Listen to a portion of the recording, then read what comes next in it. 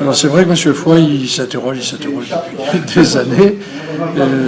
Finalement, la question qu'il a posée dans son article aurait pu être posée déjà avant le procès. Le procès a déjà eu lieu.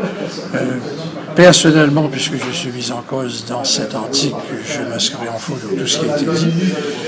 Il y a de la diffamation et on est en train justement de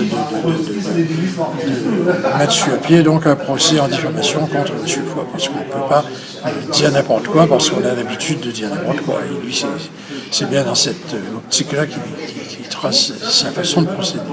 C'est une nouvelle que vous nous annoncez, cette intention de porter plainte en diffamation. Oui, donc on aura l'occasion dans très peu de temps de faire une conférence de presse et on va donner notre point de vue là-dessus. Toujours, je reprends ses propos et on en finira là-dessus. Quand M. Foy Ladip dit que Sylviane Rivière ne pouvait pas être seule pour faire ce qu'elle a fait, le déclassement de ces voies communales, qu'avez-vous à lui répondre?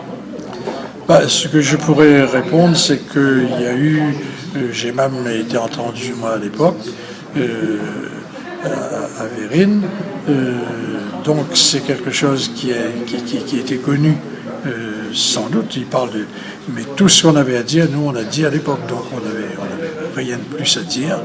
Et si on ne s'est pas présent, si on n'a pas été partie civile, parce que je pensais moi qu'on n'avait pas besoin de lettres, les choses étaient suffisamment connues. Et le tribunal s'est prononcé. Maintenant, est-ce que Mme Rivière accepte le jugement? Je ne crois pas qu'elle a dit qu'elle allait faire appel. En tout cas, si elle a fait appel, elle a dû le faire déjà, puisqu'il y a un délai pour tout cela. Donc vous en référez tout simplement à l'ordonnance du juge d'instruction et tous les éléments y sont. Exactement. Notamment ceux que vous avez dit aux gendarmes lorsque vous avez été convoqué à Vérines, c'est ça? Exactement.